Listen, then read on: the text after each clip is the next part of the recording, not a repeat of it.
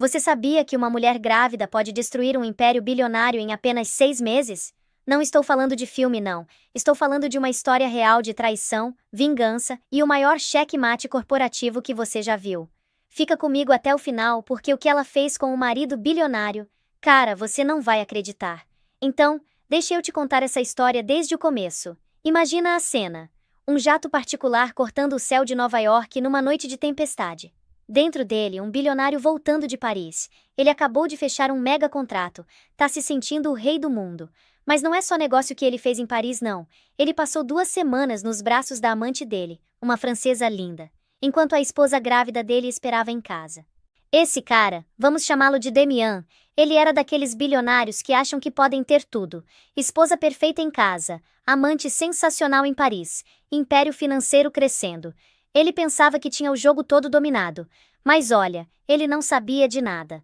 Quando o elevador particular abre direto no penthouse de 80 milhões de dólares, a primeira coisa estranha que ele percebe é o silêncio.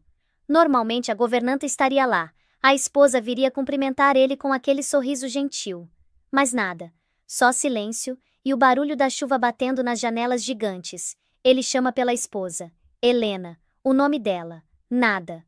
Aí ele vai procurar e encontra ela no escritório dele. Não no escritório deles, no dele, o santuário dele. E ela tá sentada na cadeira dele, atrás daquela mesa gigantesca que custou 300 mil dólares. Agora presta atenção nesse detalhe porque é importante. Ela tá grávida de 5 meses. A barriga já tá bem aparente. O cabelo dela, que normalmente era solto e suave, tá preso num coque bem apertado. E quando ela levanta os olhos pra ele, cara, não tem tristeza, não tem raiva, tem gelo puro. O cara chega todo confiante, né? Puxa uma caixinha da Cartier do bolso. Pulseira de diamantes. 150 mil dólares. Ele desliza a caixa pela mesa e diz que foi uma viagem brutal, mas que pensou nela. É o clássico, né? Presente caro como pedido de desculpas, como recompensa, como coleira. Mas ela nem toca na caixa, nem olha pra caixa. Ela só diz, com aquela voz assustadoramente calma: que bom que você se divertiu em Paris, Damian. Deve ter sido bem confortável no Le Bristol. E aí, meu amigo, o chão some debaixo dos pés dele, porque ele não contou pra ela que ficou no Le Bristol. Ele disse que ia ficar em outro hotel. O Le Bristol era onde ele mantinha uma suíte particular para as escapadas dele. Era onde ele acabou de passar 10 noites com a amante. Ele tenta negar, né? Começa com aquele papo de não sei do que você tá falando, mas ela corta ele no meio, fala pra ele parar. Diz que ele não é bom em mentir, só tá acostumado com pessoas que são pagas pra não questionar ele. E aí vem a bomba. Ela levanta devagar, as mãos na barriga, e empurra uma pasta de couro azul em direção a ele. Dentro? Papéis do divórcio. Protocolados na manhã daquele dia. Ele foi notificado por meio do advogado dele enquanto estava no avião. Cara, você tinha que ver a cara dele. As mãos dele tremendo. Esse é um homem que assina contratos de bilhões sem piscar, e agora tá tremendo lendo um pedido de divórcio. Ele ri. Aquela risada nervosa, sabe? Fala que isso é absurdo, que ela tá grávida do filho dele, do herdeiro dele. Diz que ela não pode fazer isso, e é aí que ela mostra quem ela realmente é. Ela fala: é exatamente por isso que eu tô pedindo o divórcio. Eu não vou criar meu filho numa casa construída em mentiras. Não vou criar meu filho pra ser igual ao pai dele. E eu não vou ser a esposa quietinha que finge que não vê nada. Ele perde o controle. Grita que é ele quem manda. Que o prédio é dele. A roupa que ela tá vestindo é dele. Que ela é dele. Lembra ela do acordo pré-nupcial. Diz que ela vai receber uma merreca e ficar destruída. Mas olha a resposta dela. Ela sorri. O primeiro sorriso da noite. E esse sorriso deixa ele apavorado. Ela diz: você devia ter lido as letras miúdas, Damian. Ou talvez o seu advogado seja péssimo. Ou talvez ele nunca imaginou que eu seria quem ia usar essa cláusula. Ela passa por ele em direção à porta. Ele pergunta para onde ela vai. Ela diz que vai para o novo apartamento dela, que o motorista tá esperando. Ele ameaça. Diz que vai provar que ela é uma mãe incompetente, que vai tirar o bebê dela, que vai acabar com ela. Helena para na porta, a mão na maçaneta fria. Olha para trás e diz com aquela voz suave e gelada: você não pode, você não é o único com segredos, Damian. E os meus são muito maiores que um caso barato em Paris. Tchau. E ela vai embora. Clique dos saltos no mármore, ding do elevador, e depois nada. Só a chuva, a caixa da Cartier fechada e a pasta azul que era a primeira página da destruição dele. Agora deixa eu te falar uma coisa. Nesse momento, Damian ainda acha que pode consertar tudo. Ele ainda acha que tem o controle. Ele olha para o celular dele e vê que tem tipo 14 ligações perdidas do advogado, 8 da amante. Os textos tão desesperados. Me liga urgente. Código vermelho. Ela invocou o artigo 7. Ele liga pro advogado e praticamente rosna. O que tá acontecendo? Minha mulher acabou de me entregar papéis de divórcio. Conserta isso. O advogado, que sempre foi aquele cara super confiante, tá com a voz tremendo. Explica que não dá pra consertar, que isso não é um divórcio comum, que ela não tá só pedindo divórcio, ela tá atacando. E aí o advogado solta a bomba. O advogado dela é Marcus Thorne. Agora, se você não sabe quem é Marcus Thorne, deixa eu te explicar. Esse cara é conhecido como o Tubarão de Park Avenue. Ele é jovem, implacável, e nunca perdeu um caso. Ano passado ele destruiu 2 impérios de mídia e uma gigante de tecnologia. Damian pergunta por que esse cara tá representando a esposa dele. Ela não tem dinheiro pra pagar ele. E o advogado responde. Agora ela tem. Ela entrou com uma moção de emergência para desbloquear 5 milhões de dólares dos bens conjugais para cobrir as taxas legais dela. Mas não é isso que é o problema. O problema é o acordo pré-nupcial. Lembra que ele falou que o acordo protegia ele? Pois é. Protege a parte lesada. E tem uma cláusula lá, artigo 7, seção 4. A cláusula de infidelidade. O advogado explica. Se houver má conduta conjugal comprovada por evidências claras e convincentes, todas as cláusulas restritivas são anuladas. Damian grita que ela não pode provar nada. E aí o advogado fala. Damian, ela anexou um adendo. Apêndice A. É um dossiê completo. Recibos do Le Bristol no seu nome. Extratos do seu cartão de crédito privado mostrando jantares românticos caros. E fotos, Damian. Fotos em alta resolução de você e a francesa entrando e saindo do hotel, com data e hora. Isso não foi um erro, foi uma investigação. Cara, ela vinha planejando isso há semanas, meses na verdade, e ele não fez ideia. O advogado continua. Ela anulou o pré-nupcial, o que significa que ela tem direito ao padrão de Nova York. 50%, Damian, 50% de todos os bens conjugais, cada ação, cada propriedade, cada bônus que você ganhou nos 5 anos de casado, e custódia exclusiva total do bebê com pedido da pensão alimentícia mais punitiva da história do Estado. 50% não era só dinheiro, era controle, era as ações dele com direito a voto na empresa dele. Damian manda o advogado encontrar ela, diz que ele vai conversar com ela, que ele vai consertar isso, mas o advogado diz que não sabe onde ela tá. Não tá na casa da mãe, não tá com a melhor amiga. A equipe de segurança pessoal dela, aquela que ele pagava, pediu demissão naquela manhã. Ela contratou uma equipe nova, ex-Mossad pelo jeito. Ela sumiu. É um fantasma. Enquanto isso, do outro lado da cidade, a amante francesa tá furiosa. Ela passou 2 semanas incríveis com ele em Paris. Ele tinha prometido a ela, não em palavras, mas em ações, que tinha futuro pra eles. E agora ele tá sumido? Não tá respondendo? Ela manda uma mensagem. Querido, de volta a Nova York morrendo de saudade. Espero que a esposa não tenha desconfiado de nada. Vamos comemorar nossa vitória parisiense hoje à noite. Manda seu carro. S.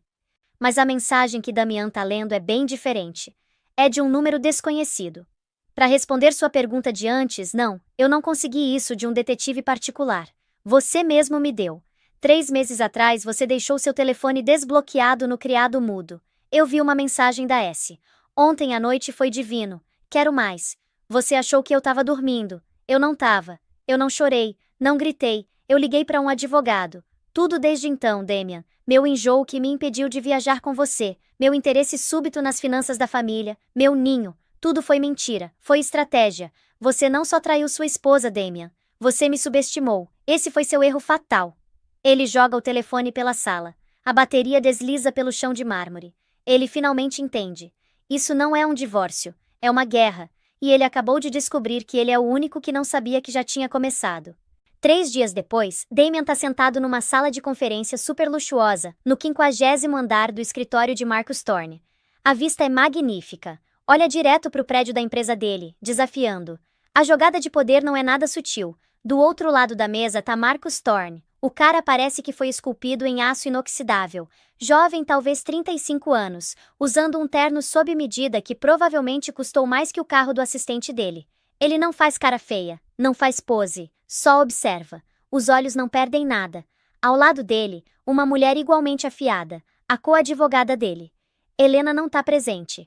Thorne agradece a presença de Damian. Diz que a cliente prefere lidar com tudo através de advogados para minimizar o estresse emocional dada a condição delicada dela. Damian explode. Chega de papo furado, Thorne. Isso é extorsão. Vamos falar de números. Qual é o preço de verdade para fazer isso sumir? Marcus Thorne permite a si mesmo um sorriso fino e pequeno. Ele faz um gesto e o assistente desliza uma pasta ainda mais grossa pela mesa. Não existe preço para fazer isso sumir, senhor. Existe apenas o acordo. Como já estabelecemos, o acordo pré-nupcial de 2019 foi anulado pelas ações do seu cliente conforme estipulado no artigo 7, seção 4. O advogado de Damian começa. Essa é uma interpretação questionável. Mas Thorne interrompe, a voz caindo uma oitava inteira. Vamos ler, tá bom? No caso de infidelidade conjugal comprovada por evidências claras e convincentes, todas as cláusulas restritivas e limitações de bens colocadas sobre a parte lesada serão anuladas. Clara e convincente, senhor. Você escreveu isso. Deve estar muito orgulhoso. É maravilhosamente preciso. Thorne clica um controle remoto pequeno. Uma tela grande na parede acende. Essa é a prova A. Hotel Le Bristol, Paris. Uma cobrança de $44.000 por 10 noites reservadas no cartão corporativo do seu cliente. O mesmo cartão que ele usou para dizer à minha cliente que o hotel estava lotado. Ele clica de novo. Prova B. Uma fotografia em alta resolução. Você, senhor, e a senhora Sarafina Dubois se beijando na entrada do hotel, com carimbo de data e hora. 2 noites atrás, 11h17 da noite, horário de Paris, enquanto sua esposa grávida estava em casa. Clica de novo. Prova C. Uma vila particular no Lago Como, 6 meses atrás. Um retiro de bem-estar solo, você chamou. Aqui você tá num barco com a senhorita Dubois. Sua mão tá na coxa dela. Meu investigador conseguiu uma foto adorável. Clara e convincente, você não acha? Damian sente o sangue sumir do rosto. 6 meses. Helena sabia há 6 meses. Ele tenta. Isso é circunstancial, é violação da minha privacidade. É evidência, Thorne corrige. E temos mais. Manifestos de companhias aéreas, mensagens de texto que você mandou de um dispositivo da empresa. Declaração juramentada da equipe do hotel. Temos uma montanha disso. Senhor, você não só teve um caso, você manteve um registro. O advogado de Damian parece doente. Marcus, isso é excessivo. O que ela quer? Thorne fecha o arquivo. A tela escurece. Minha cliente é uma mulher razoável. Ela não quer destruir a empresa. Ela é, afinal, a mãe do futuro acionista. Ele desliza uma única folha de papel pela mesa. É uma lista de termos. 1. Minha cliente quer $200 milhões em ativos líquidos transferidos para um fundo fiduciário em nome dela dentro de 30 dias. Isso é insano, Damian sussurra. 2. Ela quer a mansão nos Hamptons e o penthouse que você atualmente ocupa. Você terá 48 horas para desocupar o imóvel. Ela tá me chutando da minha própria casa? Foi comprado durante o casamento. É um bem conjugal. 3. Ela quer 49% de participação sem direito a voto na empresa colocada num fundo fiduciário para a criança. A cabeça de Damian levanta de supetão. Ela colocou o nome no bebê.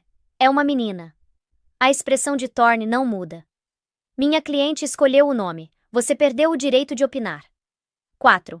Custódia legal e física total, exclusiva e completa. Você não terá reivindicação. Não terá visitação, a menos que seja mutuamente acordado pela minha cliente e um terapeuta infantil designado pelo tribunal. Finalmente, um acordo de confidencialidade vitalício e irrevogável. Você nunca falará dela, da criança, ou deste acordo, pública ou privadamente, pelo resto da sua vida.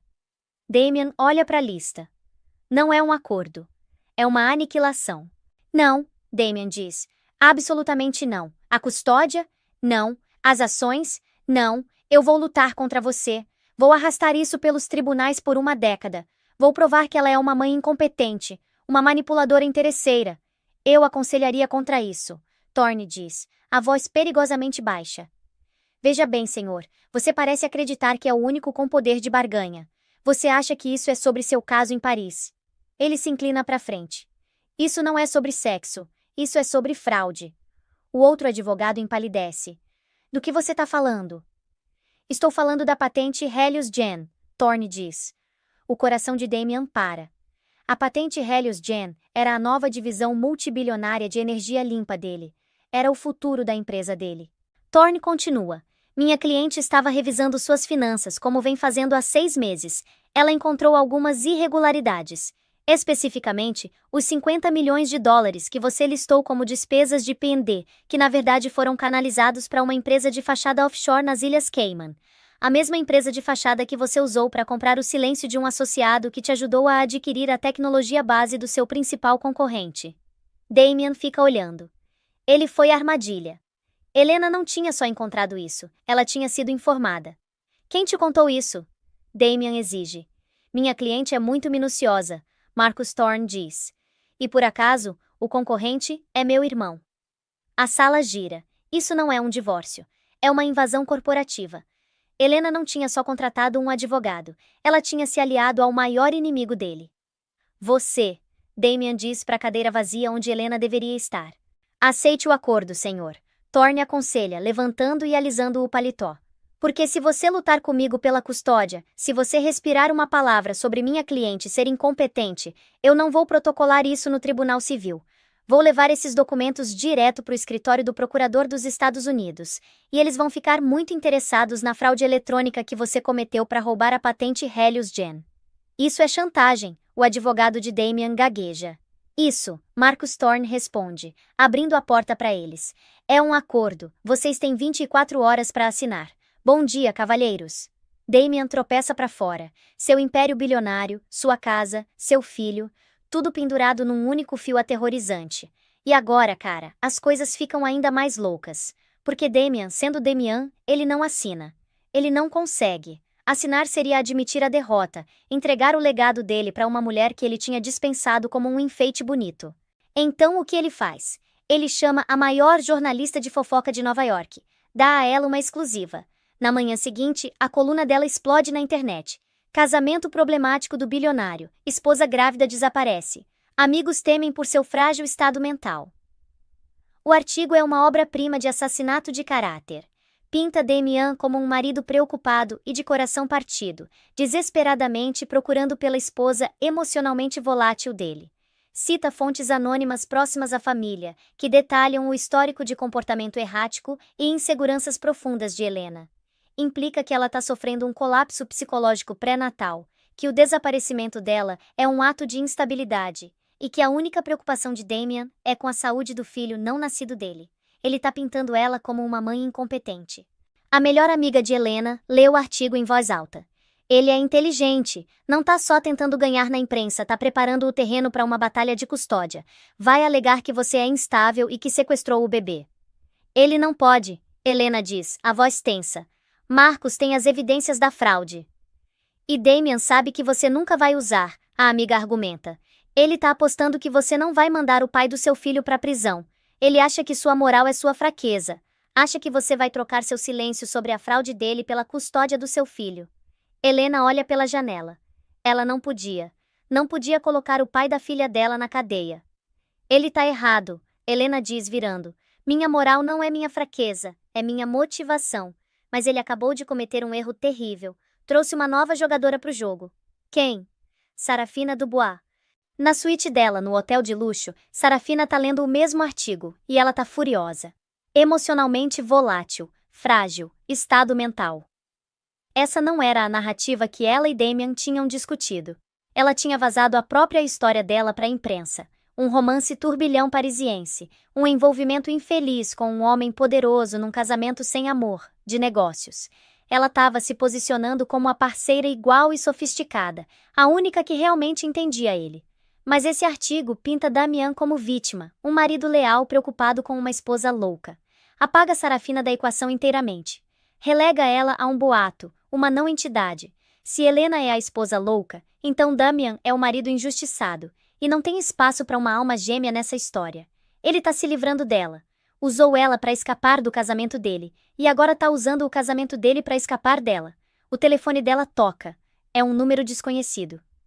Senhorita Dubois. A voz é masculina, suave, desconhecida. Quem é? Meu nome é Marcus Thorne. Sou o advogado de Helena Vance Blackwood. Acredito que você e eu temos um interesse mútuo. O nome dele é Damian. Ele tá atualmente retratando minha cliente como instável, e ele mesmo como um santo. Imagino que você não esteja muito feliz com essa narrativa. A mente de Sarafina corre. Uma aliança com a esposa. Não sei do que você está falando. Por favor, não faça isso, Thorne diz, a voz impaciente. Eu tenho fotos suas e do senhor em vários lugares. Você não é um boato, senhorita Dubois. Você é uma cúmplice agora. Ele tá te jogando debaixo do ônibus junto com a esposa dele. Ele tá construindo uma história que faz dele o único personagem simpático. Você tá prestes a se tornar a amante estrangeira ardilosa que atacou um homem bom. Sarafina aperta o telefone. Ele estava certo. Essa seria a próxima história. O que você quer? Ela sussurra. Eu quero a verdade. Você é ambiciosa, senhorita Dubois. Posso respeitar isso. Damien usou você. Fez promessas. Estou oferecendo uma oportunidade de garantir seu próprio futuro. Me diga o que ele prometeu. Me diga o que ele te contou sobre a patente Helios Jane. Por que eu faria isso? Por quê? Thorne diz. Minha cliente está preparada para emendar o acordo dela. Ela está preparada para adicionar uma cláusula de dor e sofrimento para você. Um agradecimento de 7 dígitos pela sua cooperação. Ou você pode ficar do lado do Damian, não receber nada, e ser pintada como destruidora de lares em todos os jornais daqui até Paris. Sua escolha. Sarafina olha para o artigo de novo. Esposa frágil, marido preocupado. Ele me disse, Sarafina diz, a voz puro gelo, que a gravidez de Helena era uma armadilha. Me disse que ia pedir divórcio no dia depois que o bebê nascesse. Disse que ia garantir a patente Helios Gen, desmembrar ela, e nós iríamos administrar juntos. Disse que só estava esperando o momento certo. Obrigado, senhorita Dubois, Marcos diz. Temos uma deposição agendada para você amanhã. Vamos mandar um carro. Ele desliga. A jogada de mãe incompetente de Damien tinha espetacularmente saído pela culatra. Ele pensou que estava jogando damas. Helena e a equipe dela estavam jogando xadrez tridimensional. Ele não tinha só deixado a esposa dele furiosa, tinha desprezado a amante. E numa guerra tão cruel, esse foi um erro fatal. Damien estava encurralado. O artigo tinha comprado 48 horas de simpatia pública, mas tinha enfurecido os verdadeiros inimigos dele. Ele tá no escritório quando o advogado dele entra correndo, o rosto branco. Ele entrou com uma liminar, o advogado ofega, jogando um novo documento na mesa do Damien. Thorne, entrou com uma liminar de emergência contra você. Com que base? Difamação, inflição intencional de sofrimento emocional. Ele tá citando o artigo da colunista como uma tentativa maliciosa e fraudulenta de prejudicar o tribunal antes de uma audiência de custódia. Ele não pode provar que eu fui a fonte. Ele não precisa. Anexou uma declaração juramentada de Sarafina Dubois. O mundo de Damien inclina. Ele lê a declaração anexada. Sarafina detalha com precisão humilhante todo o plano de Damien. Como ele tinha se gabado sobre gerenciar a imprensa. Como ele tinha usado as palavras exatas, frágil e instável, para descrever Helena para ela. Como ele tinha prometido deixar Helena por ela. Ela me traiu. Damien sussurra. Era um pensamento inconcebível. Ela foi interrogada por Thorne ontem, o advogado diz. E fica pior, ela também forneceu testemunhos sobre suas conversas em relação à patente Helios Jambus. Ela confirmou que você disse que teve que ser criativo para vencer na tecnologia. Damien tá tremendo. Isso é uma conspiração. É exatamente o que é. Uma nova voz diz da porta. Damien olha para cima. Parado na moldura do escritório dele, tá Justin Thorne, o irmão do advogado. Ele é o oposto de Damien. Onde Damien é todo o poder corporativo refinado e escuro, Justin é rude, com uma intensidade quieta e observadora. Parece mais um alpinista que um bilionário magnata da tecnologia. Sai do meu escritório, Damien cospe. Não é seu escritório por muito mais tempo, Justin diz calmamente entrando. Isso é obra sua, Damien acusa, apontando um dedo trêmulo. Você e minha mulher. Isso tudo. O divórcio. As alegações de fraude. Você tá transando com ela? É isso? Ela tá subindo na vida? Justin ri. É um som frio e seco. Você realmente vê o mundo por um buraco de fechadura, não é, Blackwood? Você acha que isso é sobre sexo?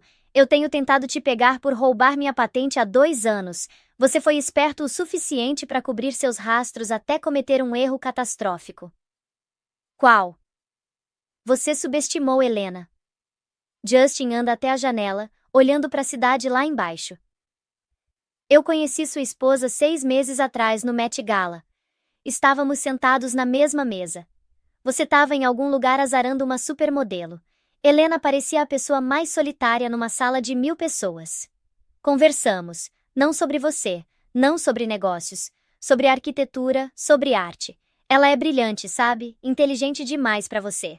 Vai direto ao ponto, Damian sibila. O ponto, Justin diz virando, é que nos tornamos conhecidos, educados, distantes. Aí 3 meses atrás, ela me ligou. Disse, acho que meu marido tá me traindo, mas acho que ele também tá traindo você. Ela tinha encontrado a mensagem da Sarafina, mas também tinha encontrado um livro razão no seu escritório, um privado com transferências bancárias para uma entidade nas Ilhas Cayman. Ela não sabia o que significava, mas teve um palpite de que estava conectado a mim. O sangue de Damian congela. O livro razão. Ele tinha mantido um registro particular dos pagamentos. Ela não queria vingança, Blackwood, Justin diz, a voz carregada de desprezo.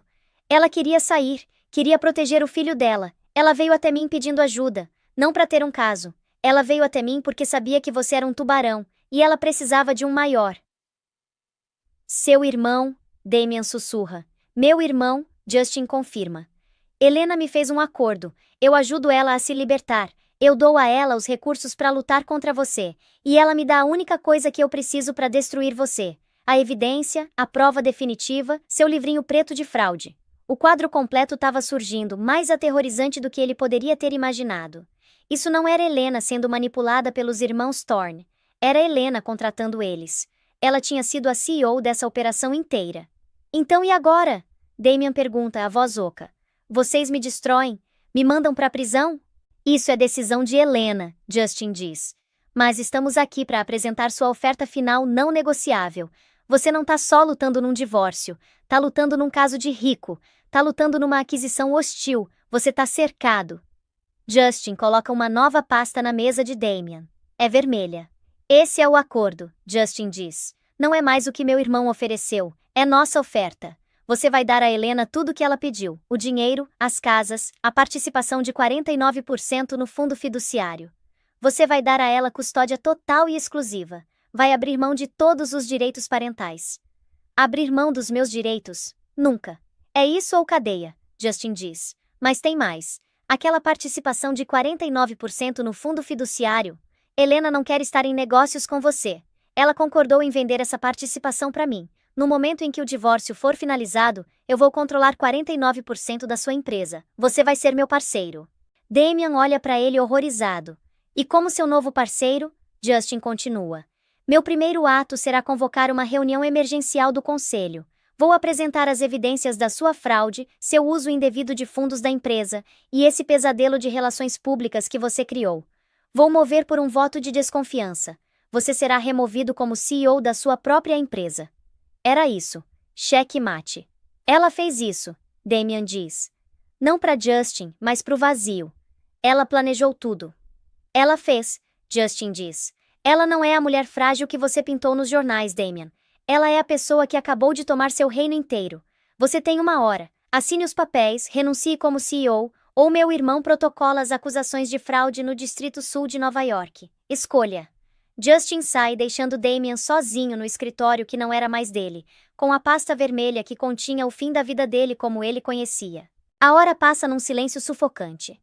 Damian encara a pasta vermelha. Não era mais uma escolha entre ganhar e perder.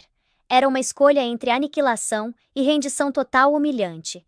Ele tá prestes a pegar a caneta, a mão tremendo, quando a linha particular dele toca. Ele ignora. Toca de novo, insistente. Ele arranca o telefone do gancho. O quê? Não era o advogado, não era Justin. Era a voz frenética e engasgada de lágrimas de Sarafina Dubois. Damian, você tem que me ajudar.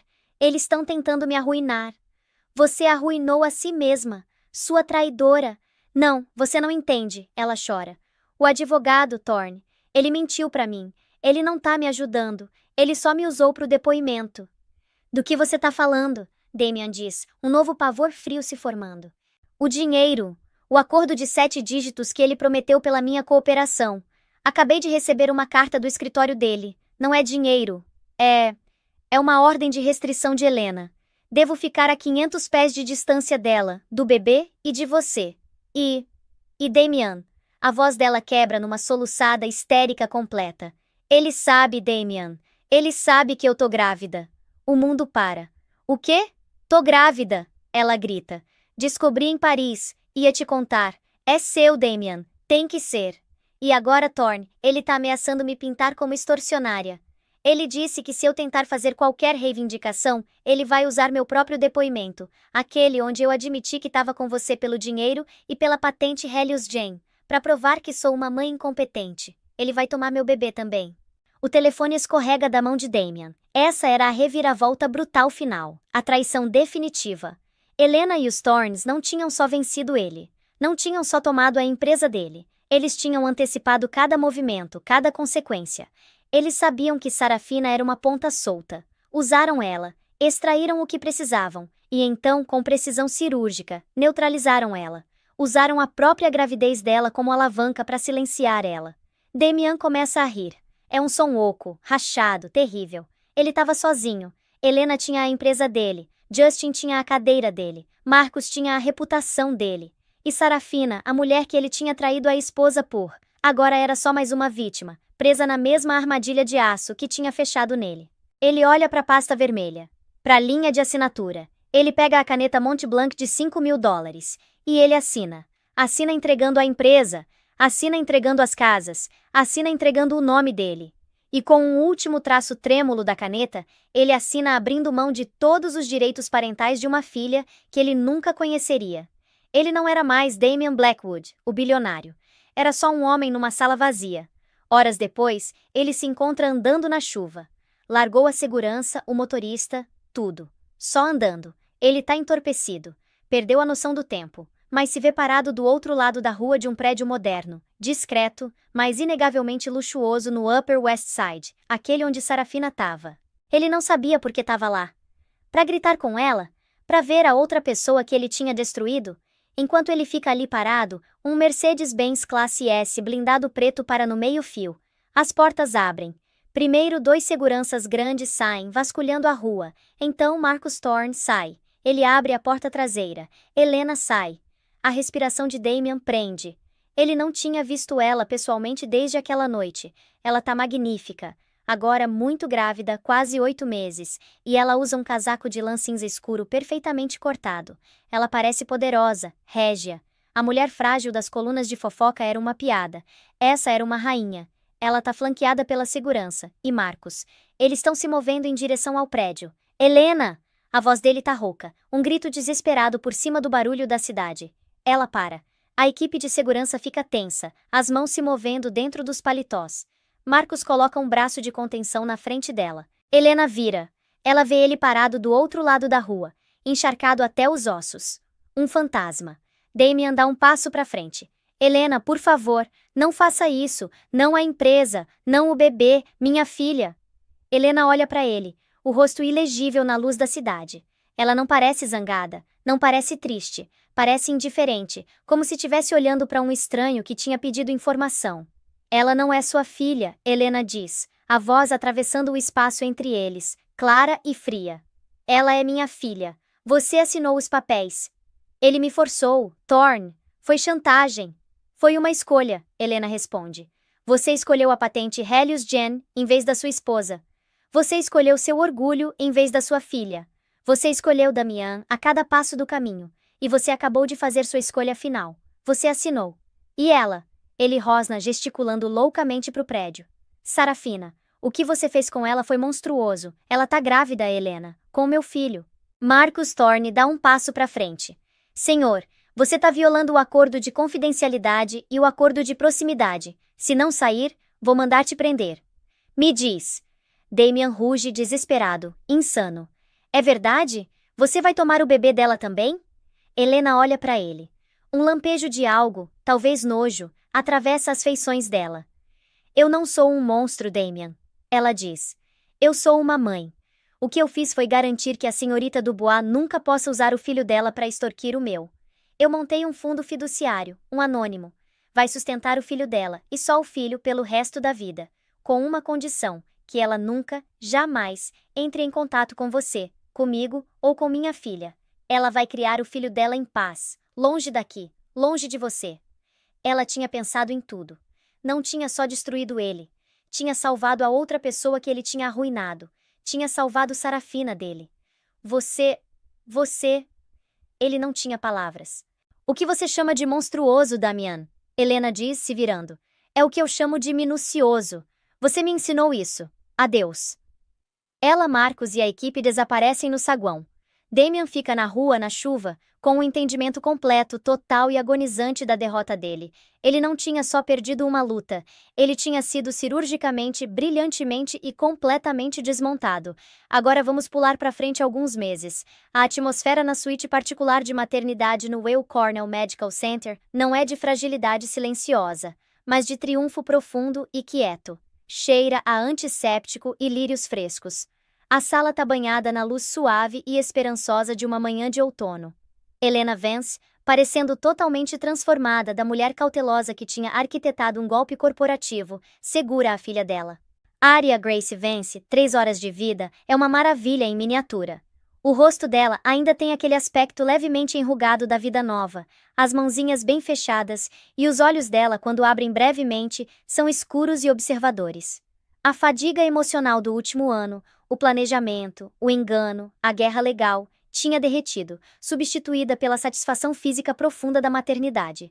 Essa criança, chamada Aria, que significa melodia ou herdeira, e carregando o nome de solteira da mãe, Vance, era a manifestação física da libertação dela. Não tinha Blackwood aqui. O nome, assim como o homem, tinha sido impiedosamente purgado. Chloe Jensen, a amiga mais velha e mais leal dela, senta ao lado da cama, lágrimas escorrendo livremente pelo rosto. Ela é perfeita, Helena. Chloe sussurra, a voz grossa. Absolutamente perfeita. Você conseguiu. Você manteve ela segura. Helena apenas acena com a cabeça, pressionando a bochecha contra a cabeça macia de Aria. Nós conseguimos, ela corrige gentilmente. Chloe tinha sido a confidente silenciosa dela, a cobertura perfeita, a única pessoa que tinha realmente acreditado no cálculo frio do plano de Helena. Uma batida discreta soa. Justin Thorne entra, movendo-se com a eficiência silenciosa de um homem que tinha acabado de terminar o trabalho mais satisfatório e difícil da vida dele. Ele não está vestido no terno de um conquistador, mas em roupas casuais bem gastas, parecendo surpreendentemente acessível. O prédio tá seguro, Justin relata, falando baixo. Marcos está lá embaixo lidando com a última parte da papelada. Os acordos de confidencialidade foram assinados por todos, os advogados, as enfermeiras, até a equipe de limpeza nesse andar. Silêncio total. Helena sorri, uma expressão genuína e luminosa que faz Justin pausar. Obrigada, Justin. Não me agradeça, ele diz, se aproximando da cama, embora mantendo uma distância respeitosa. Ele olha para baixo para o bebê, um lampejo de admiração atravessando o rosto rude dele. Eu recuperei minha empresa, você recuperou sua vida. Essa é uma troca justa. Uma enfermeira entra com uma pilha de pacotes. Acabaram de chegar, senhorita Vance. Parabéns. Entre os presentes, cobertores de bebê dourados e chocalhos de prata gravados de amigos e família, tem um único envelope simples e de aparência oficial selado com o brasão do escritório de Marcus Thorne. Helena dispensa a enfermeira com um aceno silencioso e pega o envelope. Ele contém 2 documentos, uma cópia final notarizada do decreto de divórcio assinado pelo juiz-presidente. O casamento estava dissolvido. Damian Blackwood tinha oficialmente ido embora. O segundo documento é um extrato bancário, uma nova conta fiduciária estabelecida no nome dela, gerenciada por uma empresa suíça respeitável. O saldo diz 200 milhões de dólares. A magnitude absoluta do número não provoca choque ou alegria. É simplesmente validação. O preço da liberdade dela, o capital para a vida nova dela. Justin observa o rosto dela. É a confirmação final? É, Helena diz, colocando os papéis de lado. Acabou. A transferência está completa. E a empresa? A votação foi decisiva, Justin confirma, a voz assumindo uma vantagem mais dura. A evidência da fraude, combinada com a repercussão ética da campanha de relações públicas dele contra você, foi demais. O conselho não tinha escolha. Damian Blackwood foi removido como CEO há 1 hora. Ele foi escoltado para fora da torre da empresa por seguranças. Com efeito imediato, eu sou o CEO da recém-renomeada Helios Innovations. O nome Blackwood vai sair do prédio até o final do dia. E Damian? Helena pergunta, a voz no tom calmo e medido de uma pessoa perguntando sobre uma peça descartada de maquinário. Ele assinou os papéis, aceitou o pacote de indenização mínimo, alguns milhões. O jato particular dele deixou Teterboro há 30 minutos. O destino tá registrado como uma empresa de fachada em Dubai, mas ele pode estar em qualquer lugar. Ele não tá mais em solo americano, nem é nosso problema. Ele é só um homem com um talão de cheques e nenhum império. Helena finalmente respira fundo e estremece. O ar parece limpo, intocado. E Sarafina Dubois? Ela pergunta, olhando Justin diretamente nos olhos. Ela também foi embora, Justin confirma. Ela assinou o acordo dela imediatamente depois que o decreto de divórcio foi protocolado. Ela tinha uma escolha: lutar contra nós e perder o filho não nascido dela pela mesma alegação de mãe incompetente que ela nos ajudou a construir contra você, ou aceitar seus termos. Ela escolheu o último. Ela tá atualmente num voo para Genebra, onde o fundo fiduciário anônimo que você montou para o filho dela vai garantir o futuro deles. Ela tá vinculada pelo acordo de confidencialidade mais rigoroso que conseguimos escrever. Nenhum contato nunca. Helena fecha os olhos por um momento. Ela não tinha só derrotado Damian. Ela tinha limpado a bagunça dele. Tinha garantido que as duas crianças que ele tinha trazido descuidadamente ao mundo seriam criadas em segurança, longe da toxicidade dele. Ela abre os olhos e olha para Justin. Eu não sou uma mulher vingativa, Justin. Sou pragmática. Eu queria justiça para você e segurança para minha filha. Parece que conseguimos ambos. Justin se aproxima, o comportamento dele mudando de rival empresarial vitorioso para algo mais pessoal. Ele olha para ela com respeito genuíno. Você é a pessoa mais formidável que já conheci, Helena. Ele diz baixinho. Ele pensou que você era um acessório decorativo. Ele pensou que estava jogando o jogo longo. Mas você jogou xadrez enquanto ele ainda estava tropeçando nas cartas. Helena olha para baixo para Arya, que se mexe e solta um sonzinho minúsculo. Ela gentilmente acaricia a bochecha do bebê. Ele me ensinou como lutar, Helena diz. Ele só cometeu o erro de pensar que eu estava lutando por ele. Eu estava lutando por isso. Ela levanta a filha dela levemente, mostrando o precioso feixe de vida para Justin. Bem-vinda ao mundo, Arya. Helena sussurra, um sorriso de amor materno puro e intocado nos lábios dela. Sua mãe já limpou o caminho para você. Justin oferece a mão dela. Não um aperto de mão de advogado, mas um gesto de respeito compartilhado. Um novo nome no horizonte. Um novo legado.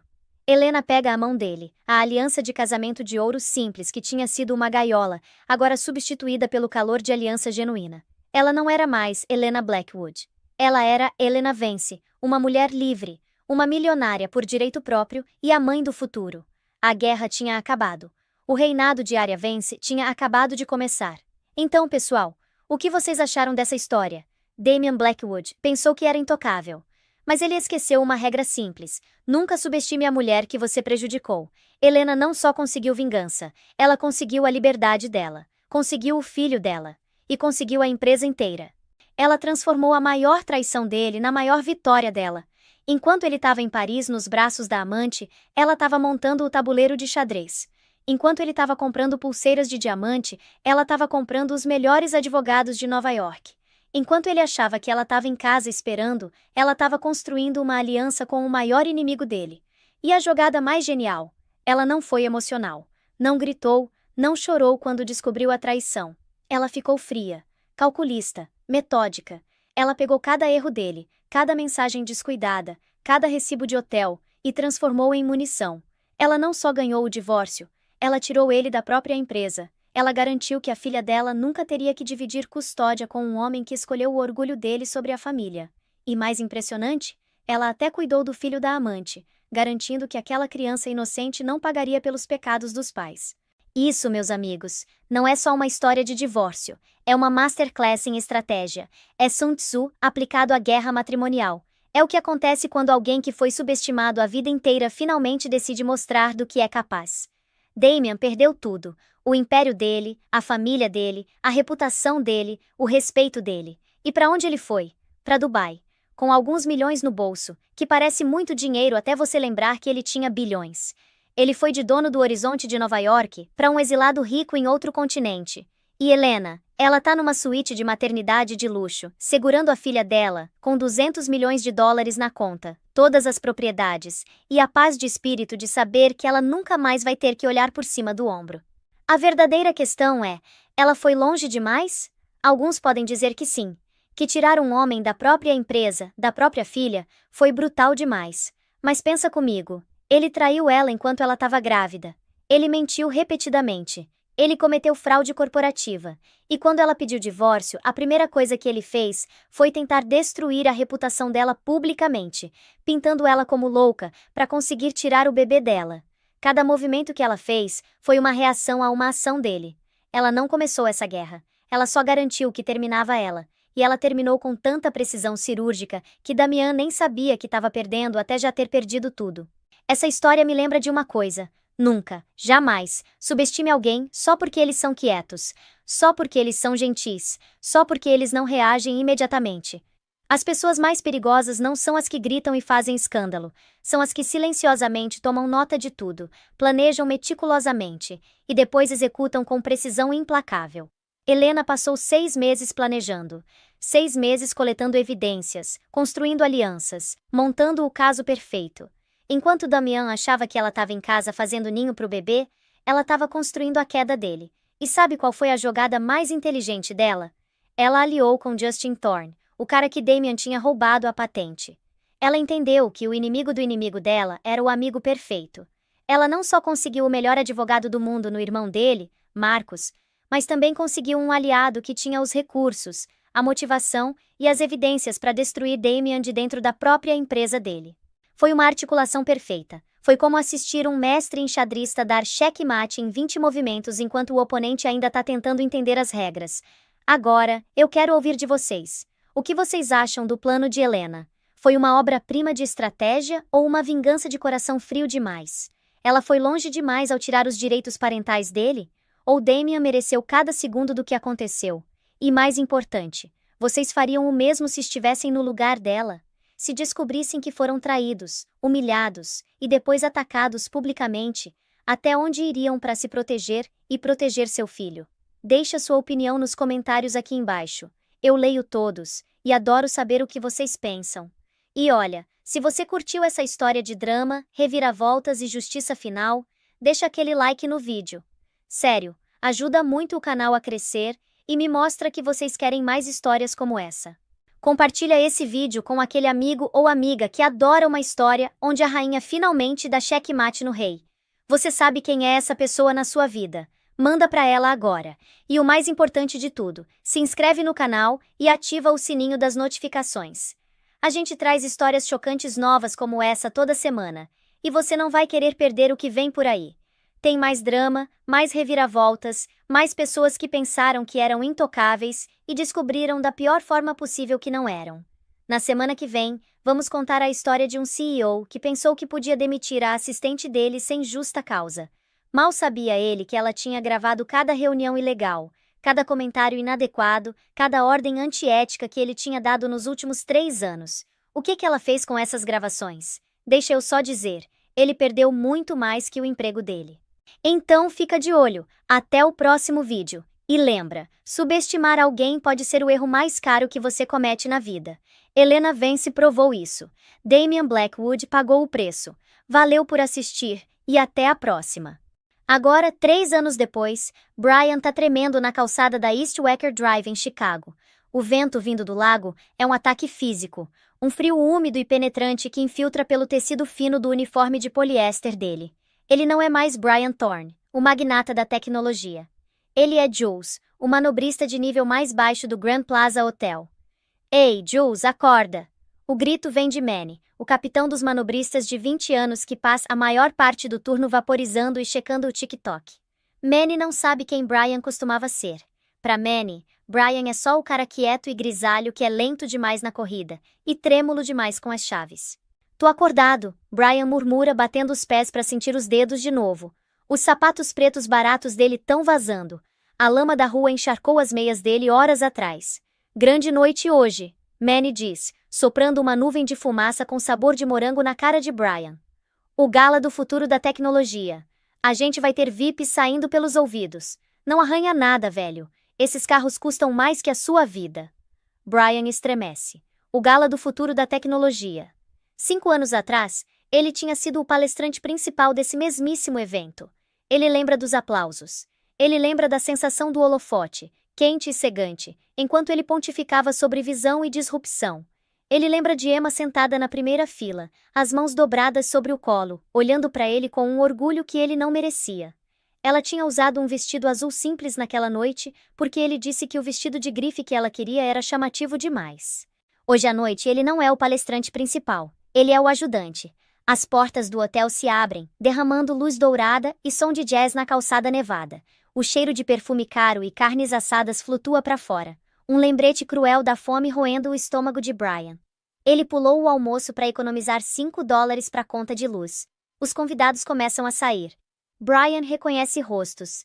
Tem Marcus Sterling, o antigo advogado dele, rindo com um novo cliente.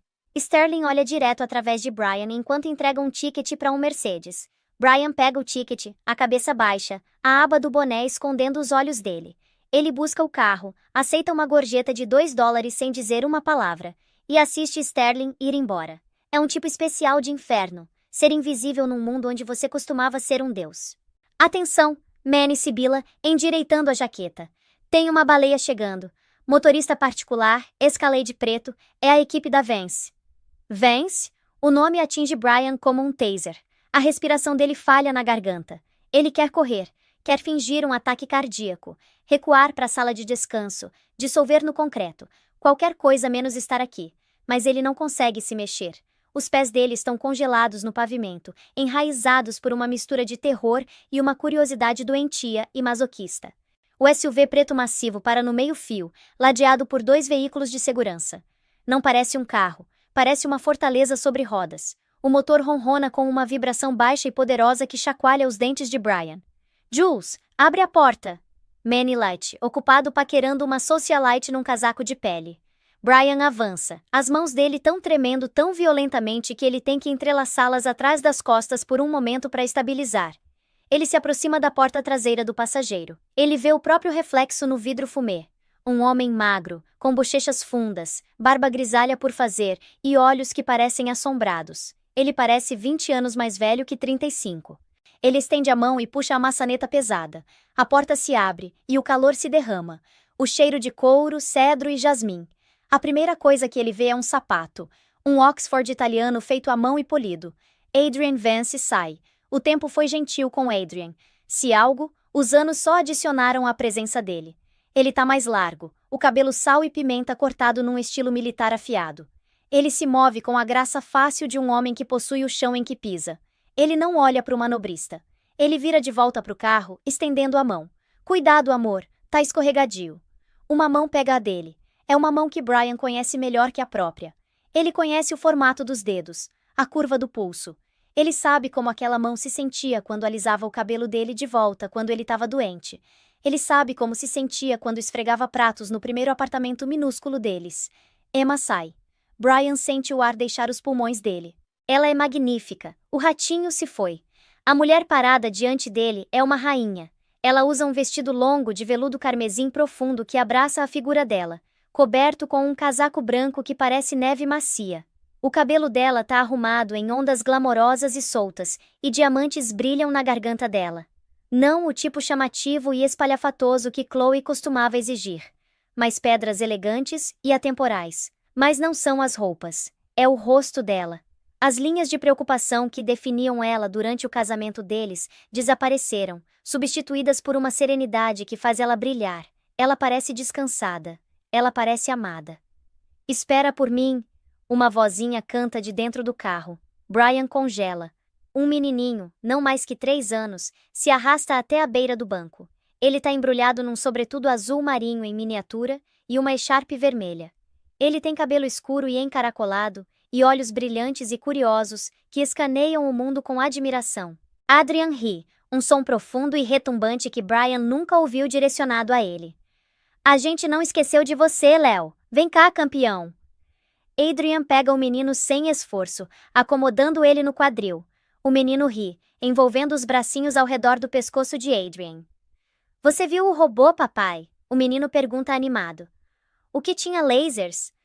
Vi sim, Adrian responde, beijando o topo da cabeça do menino. Mas eu acho que você gostou mais da mesa de sobremesas. Eu gosto de biscoitos, Léo declara solenemente. Emma ri, tirando um floco de neve do nariz do menino. Você definitivamente é filho do seu pai. Gosto doce e olho para lasers. Filho do seu pai. As palavras ecoam na cabeça de Brian, ricocheteando no caverna vazia da alma dele.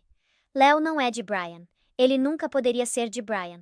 O teste de DNA foi o último prego no caixão do ego de Brian. Ele é estéril. Ele é um beco sem saída genético.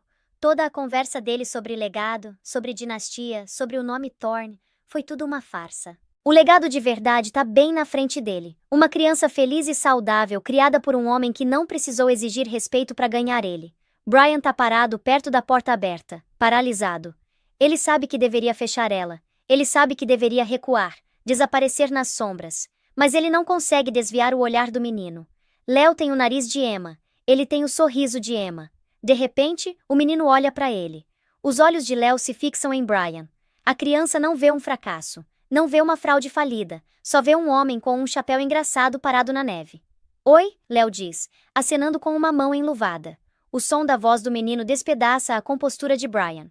Lágrimas picam os olhos dele, quentes e repentinas. Ele tenta falar, dizer olá, mas a garganta dele fechou.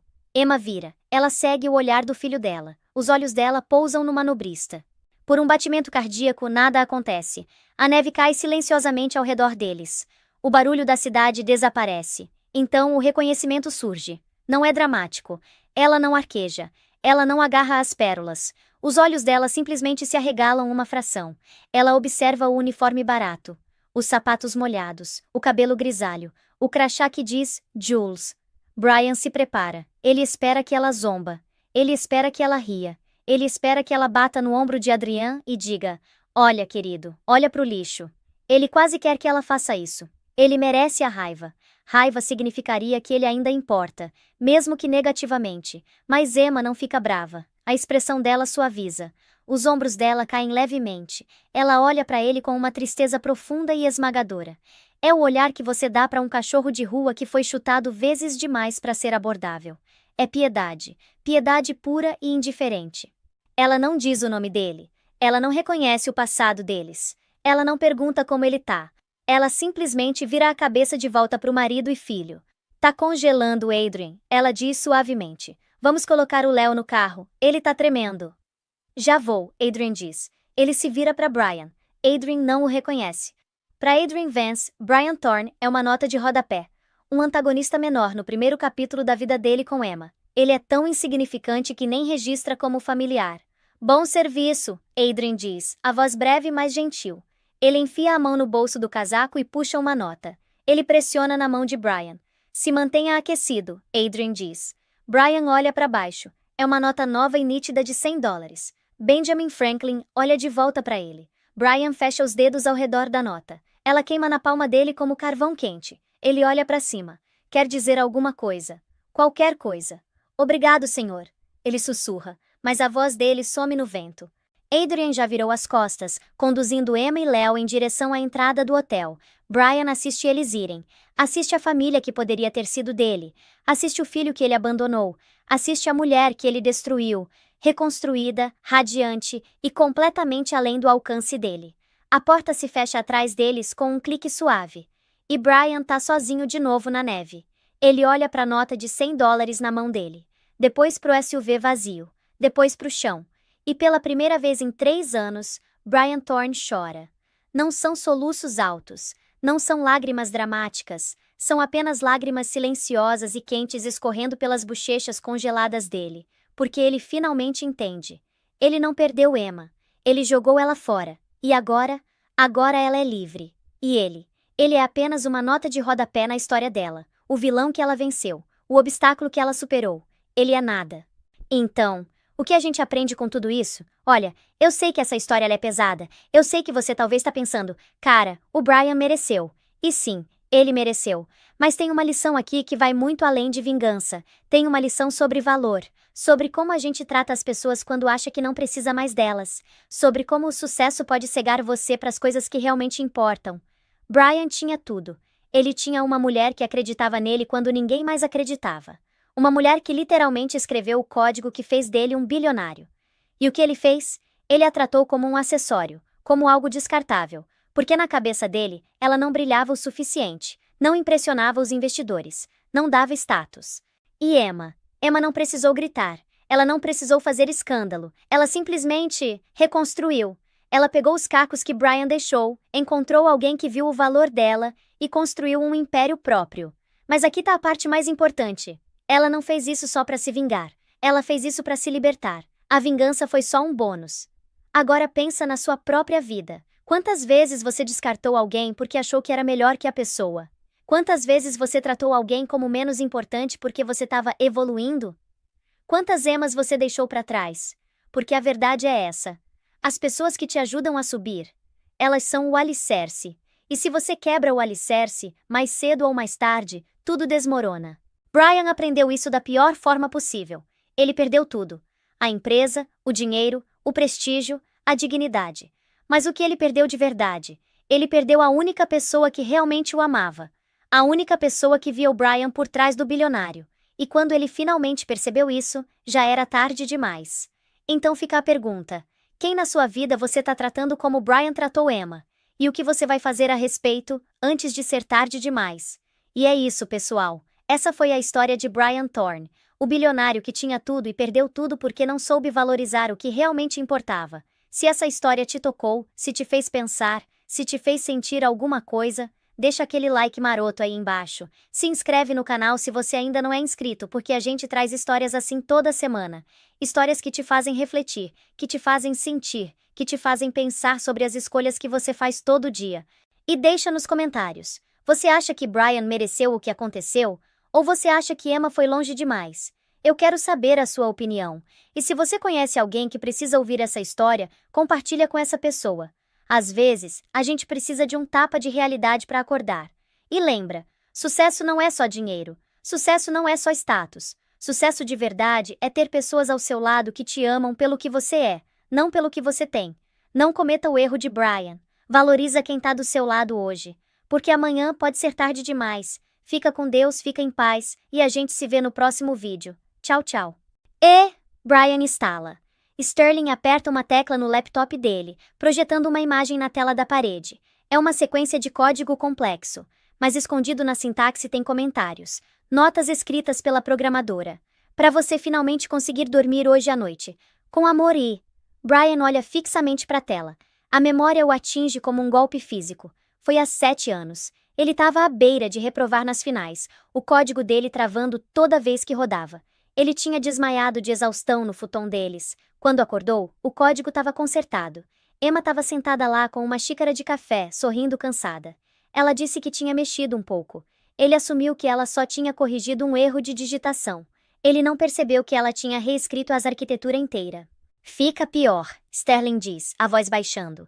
O processo alega que os direitos autorais dessa arquitetura específica foram registrados por ela sob um pseudônimo, Escritora Fantasma, 3 dias antes de você lançar.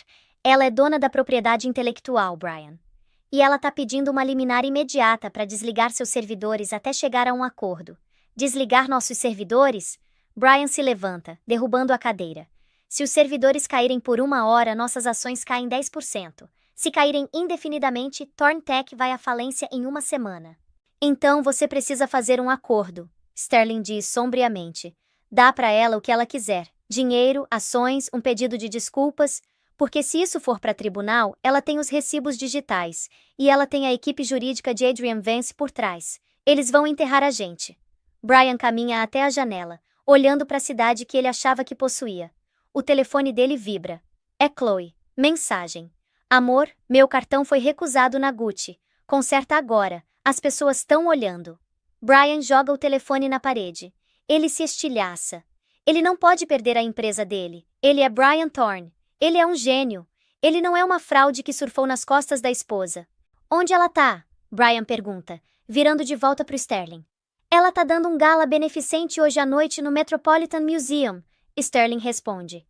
É um evento para mães solteiras. Os ingressos são $20.000 o prato. Me arranja um ingresso, Brian ordena. Brian, se você se aproximar dela, você viola a ordem de restrição. Eu disse para arrumar um ingresso, Brian ruge. Eu não vou assediar ela. Eu vou lembrar ela de que ela me amou uma vez. Emma é sensível. Ela é emocional. Se eu conseguir ficar sozinho com ela, longe de Vance, eu posso convencer ela. Eu posso fazer ela desistir disso. Sterling parece duvidoso, mas pega o telefone. Vou tentar, mas Brian, ela não parece mais sensível. O Metropolitan Museum foi transformado num país das maravilhas cintilante de prata e branco. A elite da cidade, políticos, herdeiros, magnatas da tecnologia, deslizam pelos corredores, taças de champanhe nas mãos. Brian entra sozinho. Ele não trouxe Chloe. Ele precisa parecer sério, arrependido. Ele usa o terno mais conservador que tem, mas ele se sente como um impostor na própria pele. Cada sussurro que ele ouve parece ser sobre ele. Ouviu falar da queda das ações da Thorn Tech hoje? Ouvi dizer que a Vance Global está adquirindo uma participação gigante num novo concorrente. Brian empurra a multidão, os olhos escaneando em busca do vestido verde esmeralda. Ele não vê verde hoje à noite. Ele vê prata. Emma está numa plataforma elevada perto do templo de Dendur, falando ao microfone. Ela usa um vestido de gestante prateado que brilha como luar líquido. Ela parece real, intocável, uma rainha se dirigindo aos súditos. E é por isso que a Fundação Vance está prometendo 50 milhões de dólares em assistência jurídica para mulheres que foram injustamente desapropriadas em acordos de divórcio. Emma diz, a voz clara e forte. A multidão explode em aplausos. Brian sente um nó de náusea no estômago. O fundo é uma flechada direta nele. Enquanto Emma desce, cercada por admiradores, Brian faz sua jogada. Ele manobra pela multidão, ignorando os olhares de pessoas que ele desprezou no passado. Emma, ele chama enquanto ela está prestes a ser levada pelos seguranças dela. Ela para. A multidão ao redor dele se abre, sentindo o drama. É o confronto que todo mundo estava fofocando. Emma vira devagar. Adrien não está ao lado dela dessa vez. Ele está do outro lado do salão conversando com o senador. Essa é a chance de Brian. Brian, ela diz, a expressão ilegível. Você comprou um ingresso, que generoso. Presumo que os 20 mil dólares sejam um adiantamento da pensão que você me deve. O uso da palavra pensão faz algumas pessoas rirem. Brian chega mais perto, baixando a voz num sussurro desesperado. Emma, por favor, a gente precisa conversar em particular. Eu não tenho nada para te dizer que não possa ser dito na frente de um juiz, ela responde friamente. É sobre a empresa, Brian implora. Você vai destruir ela. Você tem ideia de quantas pessoas vão perder o emprego? Eu sei que você tá brava comigo, mas não descarrega nos meus funcionários. Não é quem você é. Você é bondosa. Você é a mulher que salva gatos de rua. Os olhos de Emma brilham. A mulher que salvava gatos de rua morreu na noite em que dormiu no carro dela porque o marido cancelou os cartões de crédito. A multidão arqueja. Brian empalidece. Ele esperava que ninguém soubesse disso. Eu não sabia que você não tinha para onde ir, ele gagueja. Eu achei que você tinha ido para os seus pais. Meus pais estão mortos, Brian. Você sabia disso. Você só não ligou. Ela dá um passo mais perto dele, a voz baixando num sussurro letal. E quanto à sua empresa, não é sua empresa. Ela é construída no meu código. Minhas noites sem dormir. Meu gênio. Você foi só o rosto, Brian. E agora eu vou tirar a máscara. Emma, espera. Brian diz, tentando alcançar a mão dela. E quanto ao bebê? Se você me destruir, você destrói a herança dele. Aquela criança, ele é meu, não é? Lá no fundo você sabe que ele precisa do pai. Emma olha para a mão de Brian no braço dela. Depois de volta para o rosto dele. Ela não puxa o braço. Ela sorri, mas é um sorriso que não atinge os olhos. Você quer saber sobre o bebê, Brian? Sim, ele respira, achando que encontrou uma brecha. Eu tenho o direito de saber. Ok, ela diz, a voz alta o suficiente para o círculo próximo ouvir. Na noite que você me expulsou, eu tinha uma caixa de presente na mão. Você lembra? Brian franze a testa pensando de volta. Sim. Ela estava segurando uma caixinha branca. Ele tinha derrubado da mão dela na pressa para colocar ela para fora para Chloe poder vir. Eu lembro, ele sussurra. Dentro daquela caixa tinha um teste de gravidez positivo e um par de sapatinhos minúsculos, Emma diz, a voz tremendo levemente com raiva suprimida. Eu tentei te contar, eu tentei dizer, Brian, a gente vai ter uma família, e você olhou para mim e disse, pega seu lixo e sai. Brian sente o sangue drainando do rosto. A sala gira. Então não fica aí fingindo que você se importa com paternidade, Emma sibila. Você abandonou seu filho antes mesmo dele nascer, e agora ele tem um pai. Um homem de verdade que me segurou enquanto eu chorava, que foi em cada ultrassom, que construiu o quartinho com as próprias mãos. Não é a mesma coisa, Brian argumenta fracamente. Biologia importa. Biologia te faz um doador, Brian. Amor te faz um pai. De repente, uma mão pesada pousa no ombro de Brian. É Adrian Vance. Ele cruzou o salão em segundos. Tem algum problema aqui? Adrian pergunta, a voz calma, mas terrivelmente profunda. A gente tá só conversando, Brian diz, tentando se livrar da mão. Ele não consegue. O aperto de Adrian é como ferro. Pareceu que você estava perturbando minha esposa, Adrian diz. Ela não é sua esposa ainda, Brian cospe, o ciúme aflorando de novo. Adrian sorri. Ele enfia a mão no bolso e puxa um papel dobrado. Ele enfia no bolso do peito de Brian. Lê isso quando você sair. É uma cópia dos papéis de adoção. Eu legalmente adotei a criança in útero há 2 semanas, com o consentimento total da Emma e aprovação do tribunal devido ao abandono comprovado pelo progenitor biológico. Brian olha fixamente para ele, boquiaberto. Você não pode fazer isso. Eu sou Adrian Vance, ele diz simplesmente. Eu posso fazer qualquer coisa. Agora sai da minha frente antes que eu mande a segurança te jogar escada abaixo.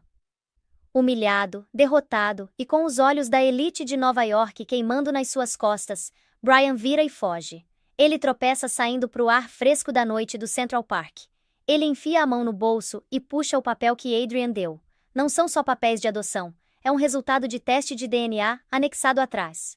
Sujeito, Brian Thorne. Resultado, 0% de probabilidade de paternidade. Brian congela. Ele lê de novo, 0%. Ele escaneia freneticamente o documento. Então ele vê a nota médica no final. Nota: sujeito tem uma condição congênita que o torna estéril. Condição provavelmente presente desde a adolescência. Brian deixa o papel cair na calçada. Ele não é o pai. Ele nunca foi o pai. Ele não pode ser pai. Mas se ele é estéril e Emma tá grávida, então quem é o pai? E então a realização o atinge. A linha do tempo. A viagem de negócios que Emma fez sozinha há 1 ano para a Costa Oeste, onde fica a sede da Vance Global. Ela não conheceu Adrien há 6 meses. Ela o conhecia desde antes. Olha, eu sei que você tá pensando. Cara, como esse cara não viu isso vindo? Mas é assim que a vida funciona, sabe? A gente fica tão cego pelo próprio ego, tão envolvido na própria narrativa, que não vê os sinais. Brian passou anos culpando Emma. Anos fazendo ela se sentir quebrada. E o tempo todo, o quebrado era ele. Literal e figurativamente. Agora deixa eu te contar o que aconteceu depois disso, porque ainda não acabou. A queda de Brian, ela foi lenta, foi dolorosa e foi pública, mas antes de a gente chegar lá, você precisa entender uma coisa. Emma não estava só jogando xadrez, ela estava jogando xadrez 5D enquanto Brian ainda estava aprendendo a mover as peças. A chuva em Nova York não limpa as coisas, ela só deixa a sujeira mais escorregadia. Brian tá parado na calçada do lado de fora da clínica especializada em fertilidade no Upper East Side.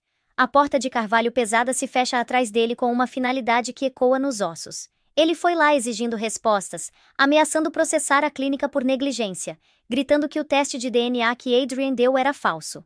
O médico, um senhor de idade com zero paciência para bilionários fazendo birra, simplesmente puxou o arquivo de Brian de 20 anos atrás. Um arquivo de quando Brian foi hospitalizado por um caso grave de complicações de cachumba quando adolescente. Eu disse para os seus pais na época, Sr. Thorne, o médico disse, ajustando os óculos. O dano foi total. Você nunca foi capaz de ter filhos. A gente presumiu que você sabia. Brian anda cegamente pela chuva, os sapatos italianos caros de couro espirrando nas poças. Ele não sabia. Ou talvez, lá no fundo, ele tenha ignorado os sinais. Por 5 anos ele culpou Emma. Todo mês que a menstruação dela vinha, ele suspirava, olhava para ela com desapontamento, fazia um comentário sutil sobre o relógio biológico dela. Ele fez ela se sentir quebrada. Ele mandou ela para especialistas. Forçou ela a tomar hormônios que deixavam ela doente. A envergonhou quando nada dava certo. E o tempo todo, o quebrado era ele. Ele para um táxi, as mãos tremendo. Ele precisa ir para casa. Ele precisa explicar para Chloe que a realização o atinge. Chloe só tá com ele porque ele prometeu o mundo para ela. Prometeu uma dinastia.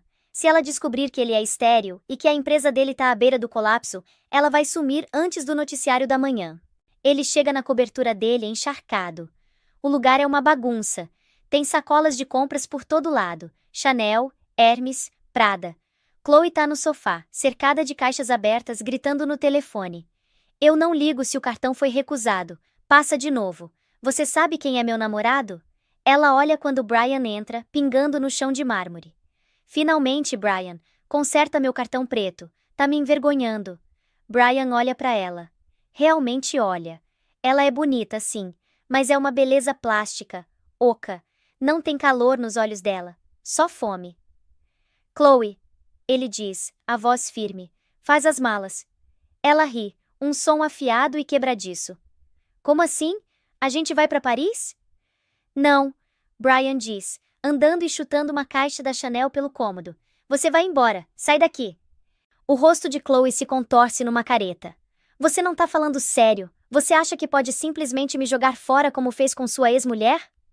Minha ex-mulher, Brian diz, as palavras rasgando a garganta dele. Valia 10 de você. Ela me construiu. Você só me suga. Sai, Chloe, eu cansei de pagar pela sua companhia. Ótimo, ela grita, agarrando um punhado de joias da mesa. Você é chato mesmo. E só pra constar, Brian, todo mundo ri de você. Você acha que é um rei, mas você é só uma carteira ambulante. E eu ouvi falar do processo. Você vai ficar pobre, Brian. E pobre não fica bom em você. Ela sai batendo a porta com tanta força que as paredes tremem. Brian está sozinho. Ele se serve de uma bebida, olhando para as luzes da cidade. Ele destruiu o casamento dele por uma mulher que não o amava. Ele perdeu a única pessoa que realmente acreditou nele. Mas então a tristeza se transforma em algo mais sombrio. Uma raiva fria e maligna começa a subir. Emma sabia. Ela deve ter sabido. Se ela tá grávida agora e o bebê não é dele e ele é estéril, isso significa que ela traiu. A linha do tempo o incomoda. Divorciados há 6 meses, grávida de 7 meses. Ela dormiu com alguém enquanto ainda estavam casados. Brian ri, um som baixo e maníaco. A Santa Emma. A mulher que fingia ser tão perfeita. Ela era uma adúltera. Ele pega o telefone. Disca um número que não usava há anos. Um jornalista de tabloide sebento chamado Barry, que devia um favor para ele. Barry, Brian diz, a voz suave e perigosa. Eu tenho um furo para você. A história real por trás do romance de Adrian Vance e Emma Cross. Como o bilionário roubou a esposa de outro homem. E como a Santa Emma estava carregando um filho bastardo enquanto ainda dormia na cama do marido. Isso é dinamite, Brian, Barry diz praticamente salivando. Mas você consegue provar a linha do tempo? O bebê é a prova. Brian mente. Publica. Queima a reputação dela até o chão. Se ela quer me processar pela minha empresa, eu vou ter certeza de que ela vai estar envergonhada demais para aparecer no tribunal. Brian desliga. Ele sente uma sensação distorcida de vitória. Se ele vai cair, ele vai levar todo mundo junto. A manchete na manhã seguinte é brutal. Escândalo do bebê do bilionário. Adrian Vance roubou sua amante grávida de um marido de coração partido? O artigo pintava Brian como a vítima. Um marido trabalhador surpreendido por uma esposa traidora que seduziu um homem mais rico para escalar a escada social. Insinuava que o bebê era produto de um caso ilícito realizado na própria casa de Brian. Brian senta no escritório dele, assistindo à tempestade nas redes sociais. A opinião pública está mudando. As pessoas estão chamando Emma de interesseira, estão questionando a integridade de Adrian. Isso vai forçar um acordo, Brian diz a Marcus Sterling, que parece com o rosto acinzentado. Eles vão desistir do processo para fazer a imprensa ruim ir embora. Brian, Sterling diz olhando para o tablet dele. Você precisa ver isso. A Vance Global acabou de convocar uma coletiva de imprensa. Eles estão transmitindo ao vivo. Brian gira a cadeira para a tela gigante na parede. Tem Adrian Vance num pódio. Ele não parece abalado. Não parece bravo. Ele parece um carrasco. Ao lado dele está Emma. Ela não está se escondendo. Ela olha direto para a câmera, a expressão feroz. Esta manhã, Adrian começa, a voz retumbando pelos alto-falantes. Um homem desesperado tentou usar a mídia para intimidar uma mulher grávida. Brian Thorne acusou minha noiva de infidelidade. Ele me acusou de acabar com um lar feliz. Adrian faz uma pausa, então olha diretamente para a lente. A gente previu isso, porque mentirosos sempre assumem que todo mundo tá mentindo. Adrian se afasta e Emma pega o microfone. Eu não traí Brian Thorne, ela diz claramente. Eu fui uma esposa fiel por 7 anos. Eu o apoiei quando a gente não tinha nada. Eu escrevi o código que fez dele um bilionário enquanto ele dormia. Ela levanta um documento. Isso aqui é um relatório médico da Clínica Mayo datado de 8 meses atrás. 1 mês antes de Brian me divorciar. Confirma que eu passei por uma única rodada de tratamento de fertilização in vitro usando um doador. Brian congela. FIV. Eu fiz isso, Emma continua. a voz vacilando levemente. Porque meu marido estava desesperado por um herdeiro, mas se recusava a consultar um médico. Eu queria surpreender ele. Eu queria dar a ele a família que ele dizia querer. Eu paguei com minhas próprias economias. Passei pelas injeções sozinha. Um silêncio cai sobre o salão no vídeo e sobre o escritório de Brian. Eu descobri que o procedimento foi bem sucedido no dia em que Brian me entregou os papéis do divórcio, Emma diz, uma lágrima finalmente escapando. Eu tentei contar pra ele não escutou, ele me jogou pra fora. Eu tava grávida, sem teto e sozinha. Foi quando Adrian Vance me encontrou. Ele não me roubou, Brian. Você me jogou fora. Ele só pegou o tesouro que você era cego demais pra ver. Adrian volta pro microfone. Quanto aos negócios, o Sr. Thorne parece ter esquecido algo sobre a arquitetura escritora fantasma que ele roubou. O estômago de Brian cai. Emma não só escreveu o código, Adrian diz com um sorriso sombrio. Ela protegeu ele. Tem um dispositivo de segurança embutido no kernel, um interruptor de desativação. Foi projetado para ativar se o usuário não autorizado, Brian, tentasse adulterar os arquivos principais. O que, de acordo com nossos registros, a equipe de TI dele fez esta manhã numa tentativa de esconder a evidência de roubo. Adrian olha para o relógio. O interruptor de desativação ativa em 3, 2, 1. No escritório de Brian, as luzes piscam. Então, o zumbido dos servidores no prédio morre. A tela do computador de Brian fica preta. Senhor, a assistente dele irrompe na sala, histérica. A plataforma caiu, o app caiu, tudo tá offline, o código... Ele simplesmente sumiu. Tá se deletando sozinho. Brian pressiona freneticamente o teclado. Nada. Só uma tela preta com texto verde piscando no canto. Erro. Usuário não autorizado. Adeus, Brian. Na tela da TV, Adrian Vance se inclina perto do microfone. Thorne Tech é agora efetivamente uma empresa de fachada sem ativos. As ações estão atualmente em queda livre. Eu já entrei em contato com a SEC para entregar evidências de desvio de fundos da empresa por Brian Thorne para pagar o estilo de vida da amante dele. Os olhos de Adrian estão frios como gelo. Checkmate, Brian. A transmissão corta. Brian senta no silêncio do escritório morto. O telefone dele começa a tocar. É o conselho de diretores. Depois a SEC. Depois o banco. Ele não atende. Ele caminha até a janela do chão ao teto e olha para baixo, para as ruas de Manhattan. Ele queria ser um rei. Ele queria ser temido, conseguiu o que queria. Ele é temido como um conto de advertência. Ele observa enquanto um SUV preto para no meio-fio lá embaixo. Ele vê uma figura minúscula num casaco verde entrar no carro, ajudada por um homem alto. Mesmo dessa distância, ele consegue ver o cuidado no gesto do homem. Emma. Ela venceu. Ela não só o derrotou, ela o apagou. Brian afunda no chão. O silêncio do escritório vazio pressionando nele como um peso físico. Ele enfia a mão no bolso e puxa a foto velha e amassada que guardava na carteira há anos. Uma foto dele e Emma no dormitório da faculdade, comendo pizza no chão, rindo. Eles eram pobres, mas ele parecia feliz. Ele percebe agora, com o peso esmagador da ruína total, que aquele momento foi o mais rico que ele já foi. E ele trocou tudo por um lustre de diamantes que nem sequer era real. 3 anos. 3 anos é muito tempo no mundo dos negócios. Em 3 anos, startups sobem, impérios caem, e nomes que uma vez dominaram as manchetes são varridos para a lata de lixo da história. Mas para Brian Thorne, 3 anos pareceram 3 séculos. A queda não foi rápida. Não foi a execução limpa e rápida que ele esperava quando a tela do escritório dele ficou preta. Foi um desmantelamento lento e agonizante. A investigação da SEC se arrastou por 18 meses. Um esquartejamento público que arrancou cada camada de dignidade que ele possuía. Eles pegaram a cobertura primeiro, depois os carros, depois a coleção de arte. Ele lembra do dia em que os oficiais de justiça vieram buscar a coleção de relógios dele. Ele ficou lá parado assistindo um homem num corta-vento barato manusear o Patek Philippe dele, o que ele comprou quando fez os primeiros 10 milhões, e jogar numa sacola de evidência como se fosse um brinquedo de plástico. Aquele foi o momento em que Chloe foi embora. Ela nem fez as malas.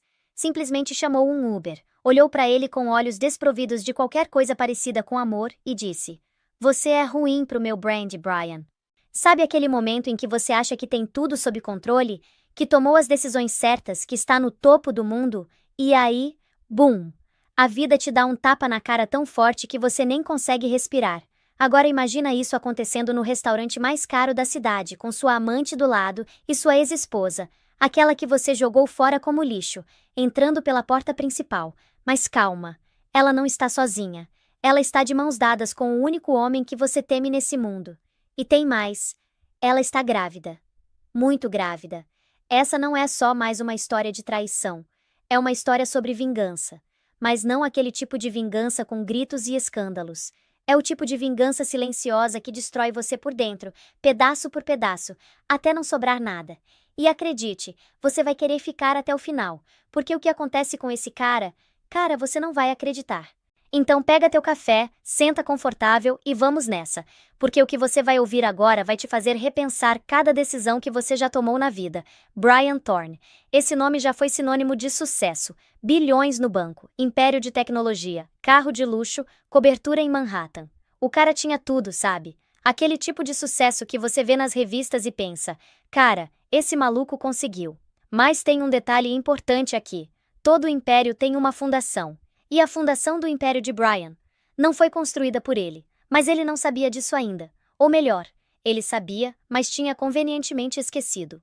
Hoje à noite, Brian está sentado no Lorraine. Não é qualquer restaurante, meu amigo.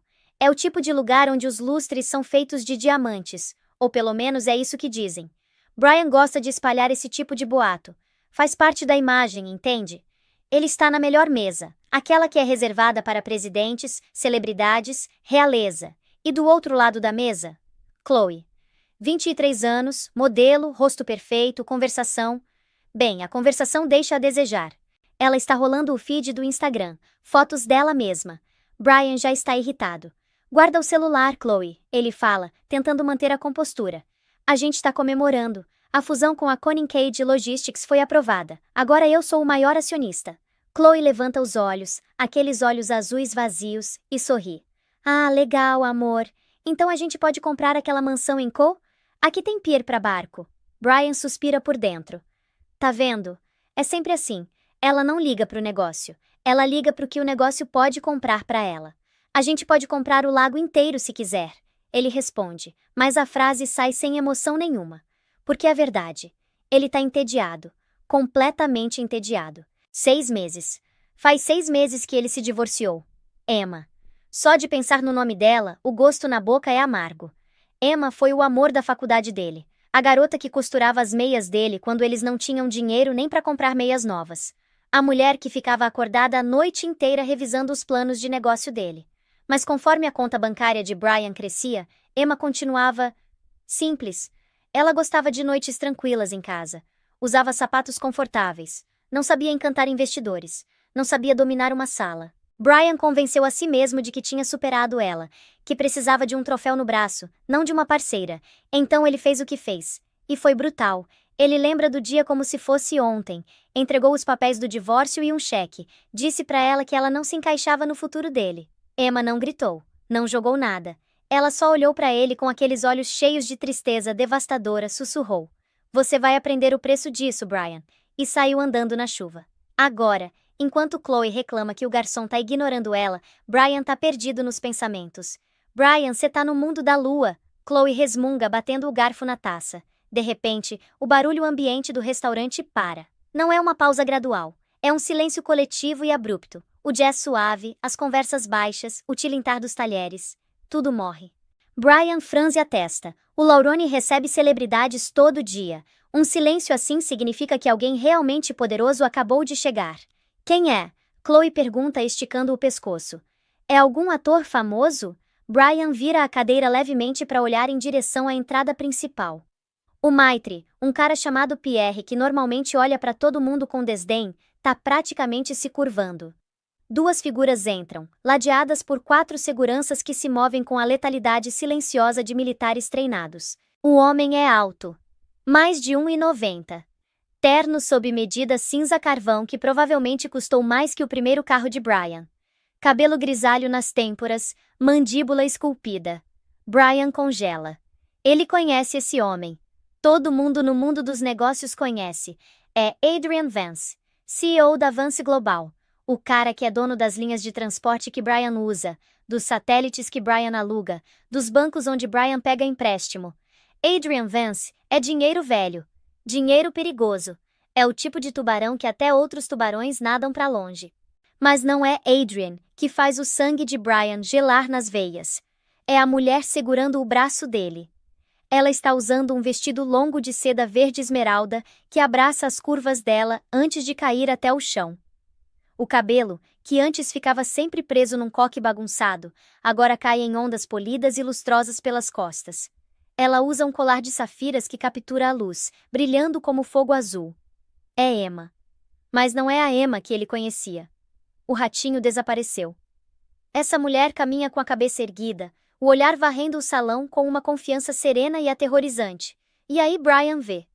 O vestido de seda foi cortado perfeitamente para acomodar a barriga redonda e inegável. Ela está grávida.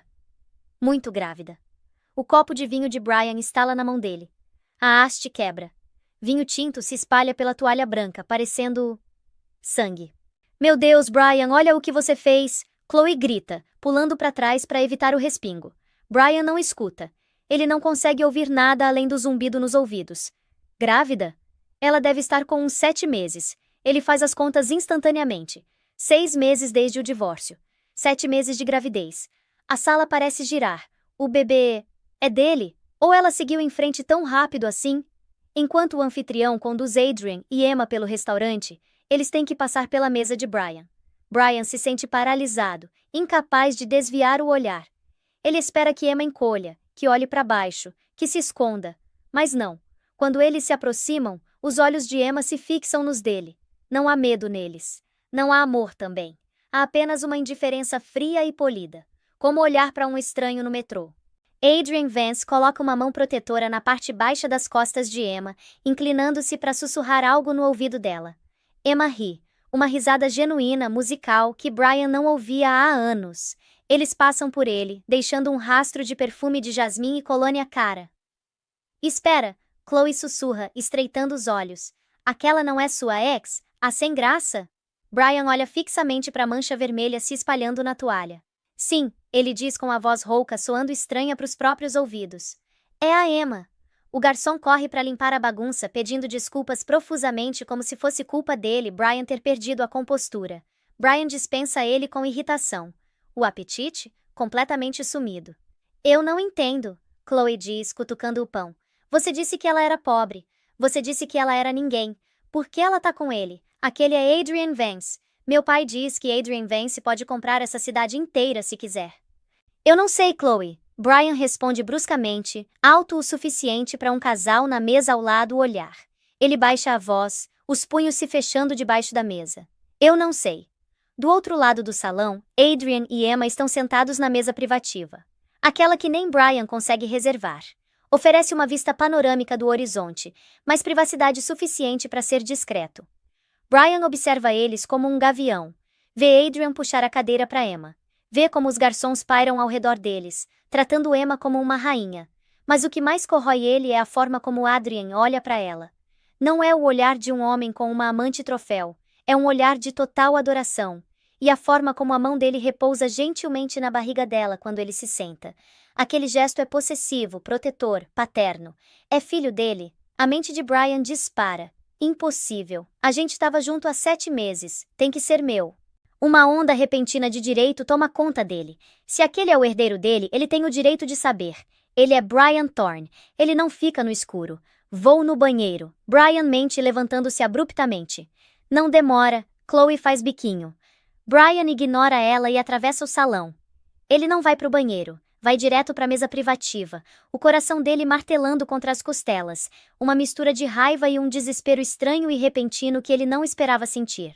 Quando ele se aproxima, 2 homens grandes de terno saem das sombras, bloqueando o caminho dele. Sai da frente, Brian exige, tentando invocar a autoridade de CEO. Eu sou um conhecido. O Sr. Vance não está recebendo visitas, um dos seguranças diz, a voz monótona e entediada. Deixa ele passar, Marcos. Uma voz profunda chama da mesa. Os guardas se afastam. Brian entra na área privativa. Emma nem levanta os olhos do menu. Ela parece radiante, a pele brilhando com os hormônios da gravidez, as bochechas coradas. Ela parece mais saudável e bonita do que jamais pareceu durante o casamento deles. Emma, Brian diz, a voz tensa. Ela abaixa o menu devagar. Os olhos avelã dela encontram os dele, frios e desapegados. Olá, Brian. Eu me perguntava quanto tempo ia demorar para você vir aqui. Você está grávida, ele solta. Observador como sempre, ela responde, o tom seco. É? Brian olha para Adrian, que está observando ele com um sorriso divertido e predatório, tomando seu uísque. Brian olha de volta para a barriga de Emma. É meu? Emma solta uma risada curta e incrédula. Seu Brian, você abriu mão do direito de fazer essa pergunta na noite que me jogou para fora de casa às 11 da noite porque eu não tinha visão.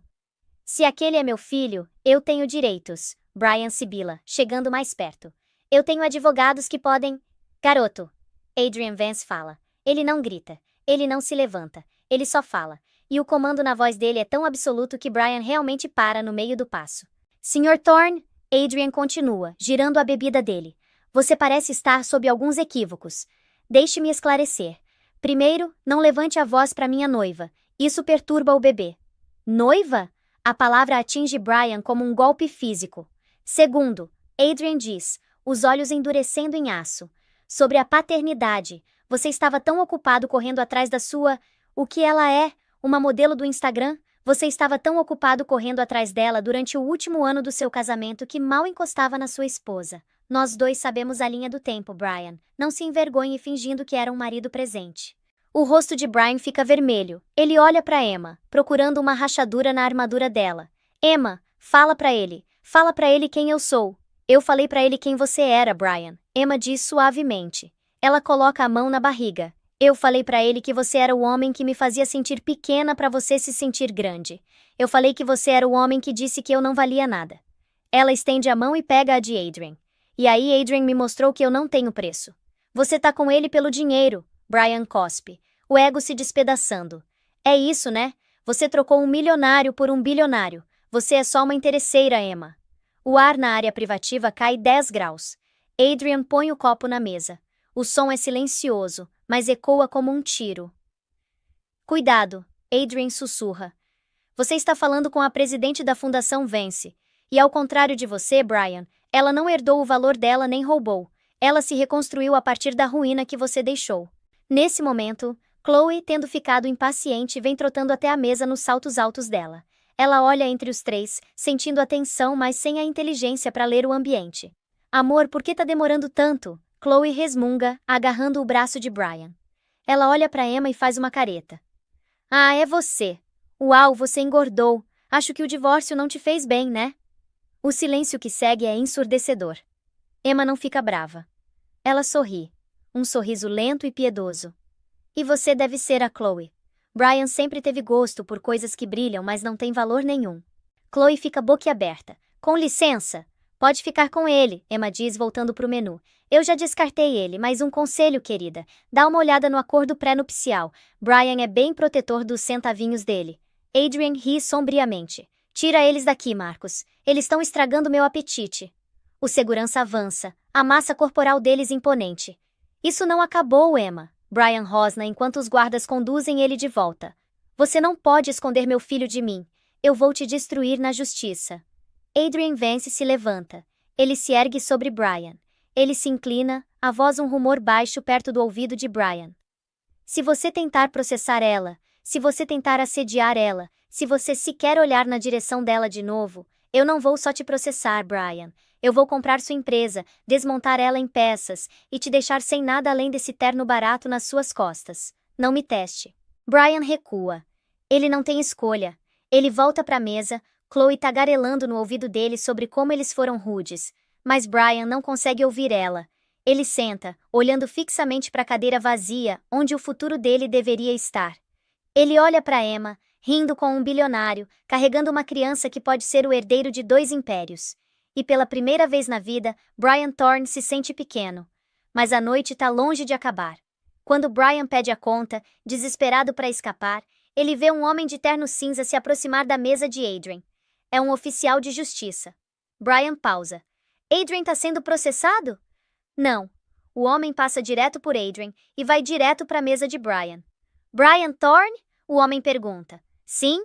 Você foi notificado, o homem diz, deixando cair um envelope grosso na mesa, bem ao lado da mancha de vinho. Brian rasga o envelope, as mãos tremendo. Não é um processo de Adrian, é um processo de Emma. Autora, Emma Vance Cross. Assunto, roubo de propriedade intelectual referente ao modelo algorítmico Thorne. O sangue de Brian gela. O algoritmo. O código que fez o primeiro bilhão dele. O código que ele alegou ter escrito. O código que Emma escreveu para ele no quarto do dormitório da faculdade deles há 10 anos. Ela não voltou só para vingança. Ela voltou para pegar tudo. A manhã seguinte chega, mas sem calor nenhum. O sol bate nas paredes de vidro do escritório de canto de Brian, mas não traz conforto. O ar lá dentro tá gelado, condicionado a um frio estéril que combina com o clima dos 3 homens sentados ao redor da mesa de mogno. Brian tá com a cabeça nas mãos. Do outro lado da mesa está Marcus Sterling, o principal conselheiro jurídico dele, um cara que normalmente cobra $500 por hora só pra parecer entediado. Mas hoje ele parece genuinamente apavorado. Me diz que isso é uma piada, Sterling, Brian murmura, empurrando o processo pela mesa. Ela era estudante de literatura, ela revisava meus e-mails, ela não escreveu aquela merda de código. Sterling ajusta os óculos, suor se formando na testa dele. Brian, a gente mandou a equipe de TI forense analisar o código-fonte do modelo algorítmico Thorne, a fundação de toda a sua plataforma. Eles acharam algo enterrado no kernel, metadados escondidos.